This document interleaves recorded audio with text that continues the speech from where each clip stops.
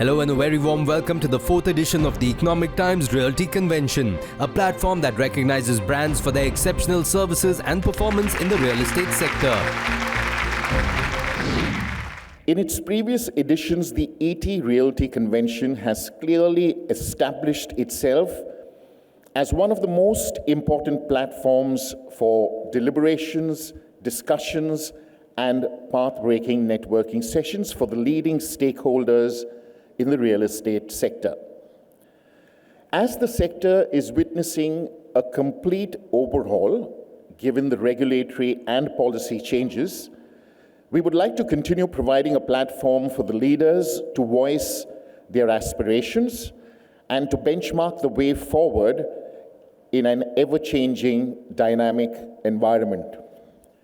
I now have the pleasure of welcoming and inviting on stage Gautam Chatterjee, Founder Chairperson, Maharashtra Real Estate Regulatory Authority, to share his views on the topic, Real Estate Regulatory Authority Act, eradicating problems and facilitating transparency. So ladies and gentlemen, for the keynote address, kindly put your hands together for Gautam Chatterjee. We are all aware of the contribution that this sector makes to the India's GDP. We are also aware as to how it's a very important employment provider. Now, the impact of RERA, of course, has been, I put it in these three T's. It has brought in certainly transparency, which has removed the information asymmetry by putting out information in public domain. And this I'm talking about many of the states who have put out information in the public domain. And a home buyer today is an empowered home buyer and can make informed choice because he has all the information available in the public domain. Now, these are some of the statistics which actually show that the Act has had the impact. More and more buyers are feeling that, yes, the Act has had the correct effect. However, still the awareness level among the buyers is too low. I'm so happy that in the day's proceedings, I have all the aspects which I have put here, which are being covered. Most important being that this sector, which is known for people who are slow adapters of new technology, Proptech, FinTech, I would feel that that will be an area which can take this project towards more professionalism. Thank you, ladies and gentlemen. The stage is set for the next session titled Value-Based Leadership, Building a Foundation of Strong Principles. We just want to start with, hearing about your thoughts about value-based leadership, leadership effectiveness for a sector like real estate. What does this mean to you? And, why is it so relevant? So why is value-based leadership important, particularly at this juncture or this point in the journey of the category? A certain taint that has come over real estate over the past few decades. Why has that taint come? Because there is fundamentally a trust deficit. Focusing just on the consumer space, which is, let's say, residential apartments, many of us have burnt our fingers. Each one of us has personal experiences, or at least with a 1 degree of separation, has an experience we are intimately familiar with where a developer has let us down. So we start with a position of a trust deficit. And the only way to overcome that is therefore to take that leadership position, that kind of stand on that pedestal to say, look, I'm going to change the rules of the game. I'm going to deliver as I promise. I'm going to ensure that the customer's trust is not broken. This is a peculiar category. It's the only category where a customer buys forward, right? In most cases, you buy an apartment which you will occupy only 4 or 5 years later. So all of this is a great hotbed for developers who claim this leadership position in values, in trust, in delivering on promises to make a mark for themselves, which is why I think this is such a central topic to the industry today. At your level, you have to manage shareholders' expectations, who are obviously driven by value that you create, and you have a large team which will have their KPIs, monthly, quarterlies. So how do you actually tread that to say, okay, it's okay to not meet sales target, but we will not put it out in a certain manner. It's okay to slip on construction. if XYZ is not in place, etc., etc. At the same time, then talking to the board saying, well, yeah, this is where it has happened, and there has been some slippages, etc. So in practice, how do you do that? No, it's very difficult, and I think the first thing is to identify where is the real trade-off versus what is a false dichotomy. Very often, everything is presented to you as a trade-off. So as a leader, the first thing that I ask of the team and I ask of myself is there really an either-or situation, or is it an and situation that we can do both? If it is truly an either-or situation, then one has to have that hierarchy of how you take decisions. What's right for the customer, what's right for the shareholder, what's right for the employee, and what's right for the organization. All these four are important. And in each situation, the sequence of what is important may vary. But all of these four are important. So how do you find the marriage between these four? Ladies and gentlemen, next up we have a special address by Atif Syed, who will share his views on the topic Planet over Profit, Future-Proofing Real Estate Assets. So, as you probably have heard and seen, India has already set a target for zero carbon or carbon neutrality by 2070. So, how can we move towards zero carbon? The good news, as was mentioned in the previous session as well, that technology is here. The cost also is not such a big barrier. It's actually more of a perception, a myth, that these buildings cost a lot.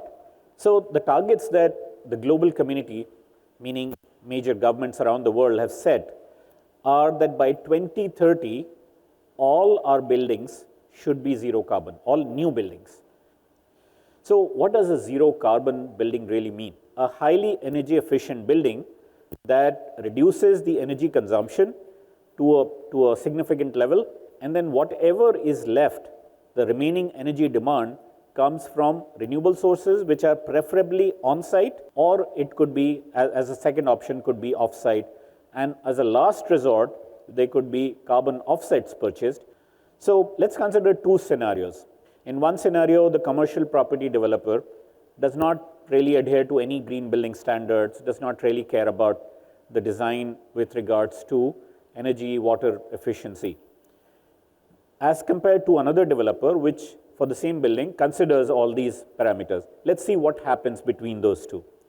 So for the first scenario, a developer that does not consider green at all, the operational cost may go up. The occupant comfort can also be compromised because they're not really considered that. They're just trying to make their occupants comfortable by putting more air conditioning maybe. In terms of the asset value, that also may be impacted because these assets may become less valuable, less attractive to the market as the awareness among the clients, the tenants, the investors grows. They may not really focus on these assets anymore. Sustainability does lead to profitability. In fact, we don't really have to choose one or the other, sustainability or profitability. They can both go together. And we can actually work with a lot of companies in India. We provide different kinds of support to green buildings. We provide investment directly to developers who are building green. We provide investment to banks who are then on lending to green homes or green developers. And we have come up with a certification system that is very tuned to green buildings in developing countries called EDGE. This is the growth that we've seen in EDGE certification recently. It's really grown significantly. Just today, just before coming here, we awarded a certificate to Shell in Bangalore for their innovation center. Again, a zero carbon building, so that means there is no net zero emission coming from there. That we move on to the fireside chat titled Digital Mortgage Towards a More Equitable Lending and Home Buying Process. From a digital lending perspective, there's a lot of hue and cry, a lot of noise, a lot of voice which is going around. And there are expectations from the buyer. And the buyer is expecting a very seamless, very easy process. What is that you're saying from a customer journey? What can they expect from the digital lending companies and also from the companies which are actually building the properties for them? I think post-COVID, we are living in an era which is largely towards digital.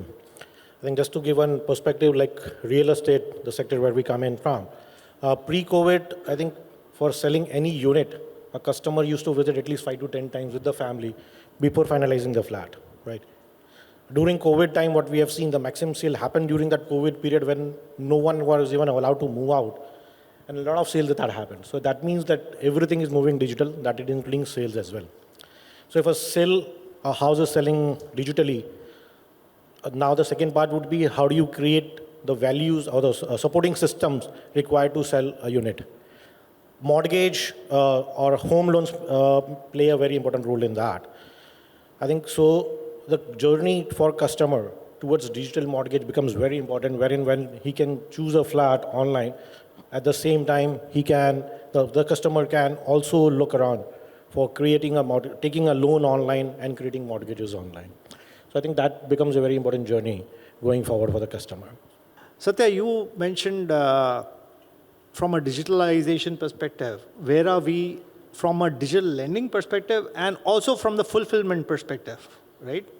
See, from a process perspective, if you look at, when we look at doing the entire home buying experience, and mortgage is one of the important elements. If we further break up mortgage, there are various aspects of mortgage that needs to be also considered. And when we are talking of digitizing the entire process, each of these elements become very, very important.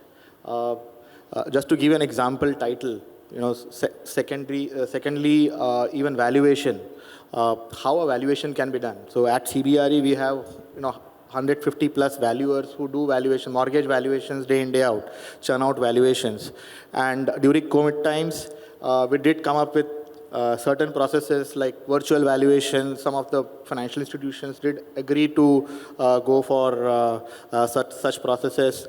So we are seeing, acceptance. However, having said that, digital mortgage, from an entire experience, home buying experience perspective, I think will still need a lot to be done when we look at digitizing the entire value chain, of the home buying experience.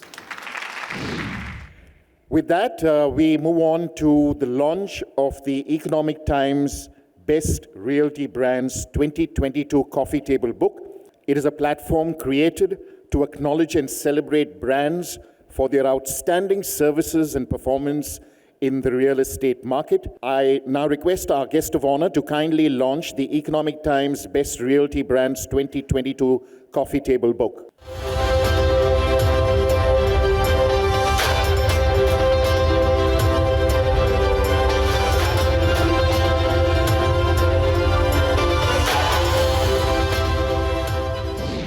We move on to the most anticipated item on the agenda, the felicitation of the Best Realty Brands 2022. These are realty brands who have made an important contribution to the development of this sector. First up, we have, let's hear it for Signature Global.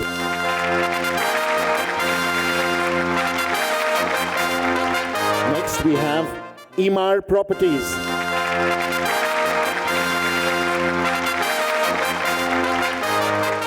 Let's hear it for Kochra Realty.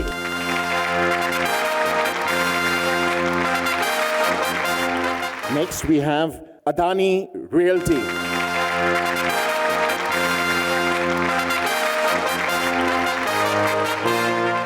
Next up is DLF Limited.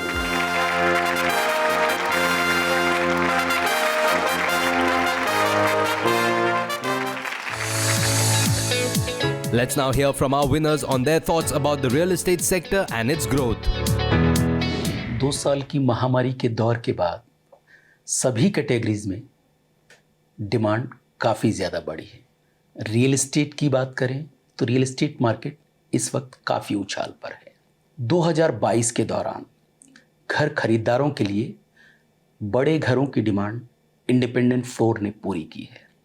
तो मुझे लगता है जो भी developers affordable housing segment और mid income housing segment में काम कर रहे हैं उनके लिए अपॉर्चुनिटियां बढ़ जाएं। I think, with the pandemic, everyone's realized they need a bigger space. They need to improve lifestyle. They need more amenities. And what we've seen is there's a lot of demand. So 2022 was an excellent year for real estate. And I feel the next year also we're going to see a lot of demand again. What we've also seen is there's a lot of commercial demand that has picked up over the last 2-3 quarters, which is quite interesting, considering work from home and everything that has just ended. It's been a very interesting year for us. Of course, me and my team have really worked hard on delivering each and every project. And I feel, I express my deepest gratitude to my team and my clients who've been a part of our journey.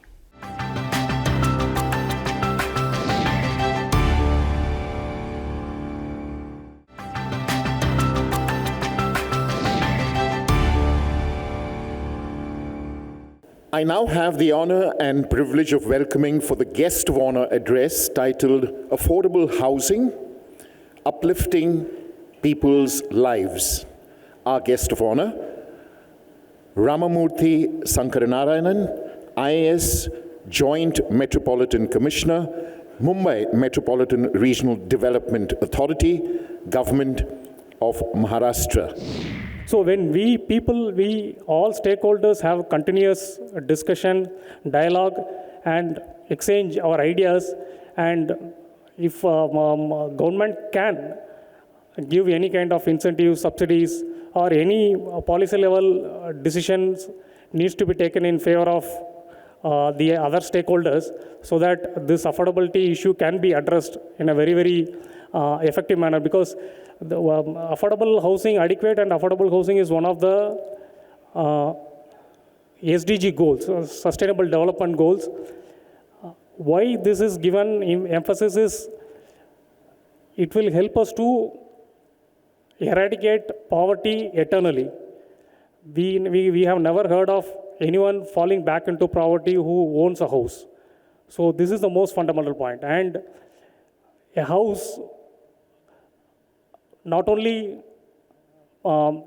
gives a security and protection from any other natural calamities also, it leads to the upward socioeconomic mobility in the society. People who have a house, obviously, they lead a very dignified life.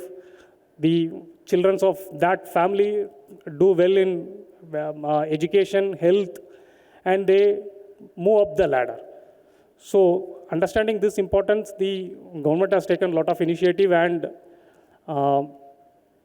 we have been having continuous dialogues with all the stakeholders to address this issue, and I am very hopeful that if we all work together, we will be able to achieve this objective and ensure that all the people in the country have a affordable house to lead a dignified and a quality life. Thank you so much.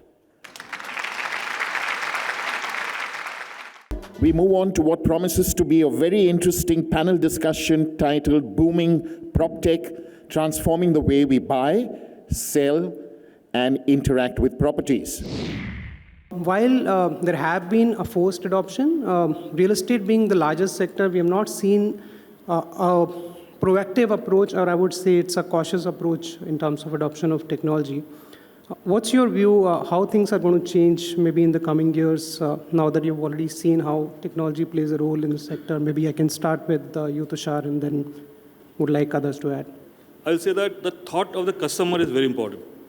At any given time, in the morning or in the night, the customer has a thought. That thought has to be taken care of.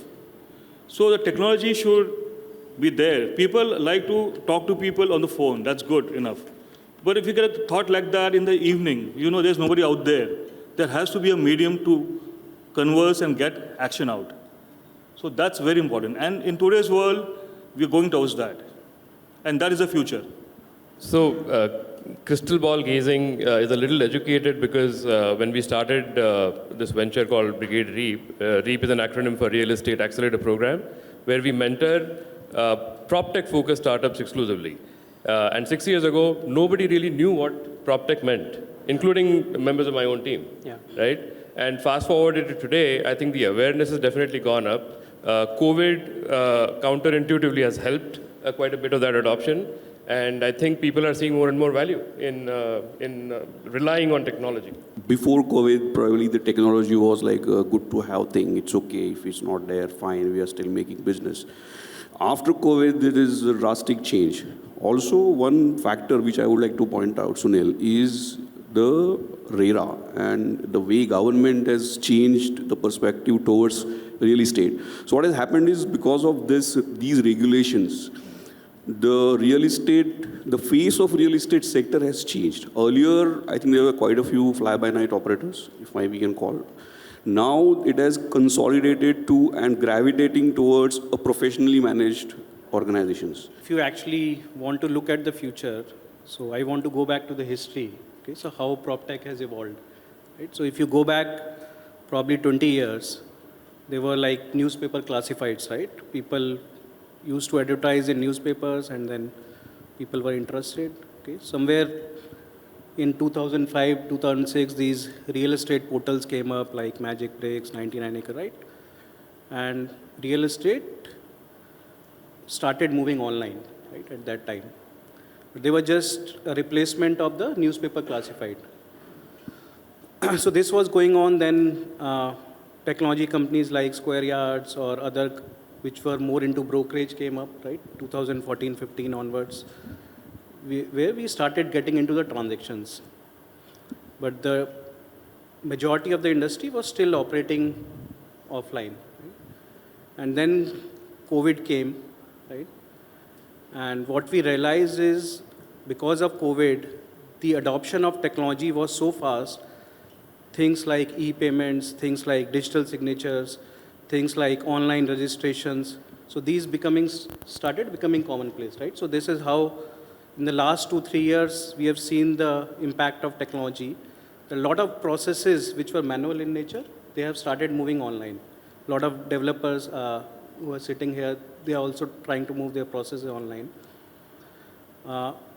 We as a company, we also saw that the site visits which were happening earlier physically, I think video came somewhere like 2-3 years back when Instagram, Reels and TikTok became very famous, right? So what we are seeing today is that video has become the primary mode of communicating a real estate property, right? You see a lot of broker videos, a lot of people, developers video advertising their properties online through videos, right? But video is only for the built word, right? We as a real estate in primary sector, we deal mostly with the word which is yet to be built, right? So that's where we are seeing the adoption of 3D, adoption of VR.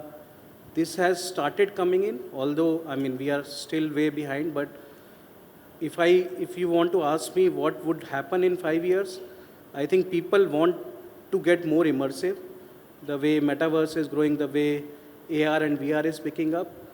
So I would see that in 5 years, probably getting a VR, AR would be as common as getting a website for you, right? Everyone would have a VR or AR property.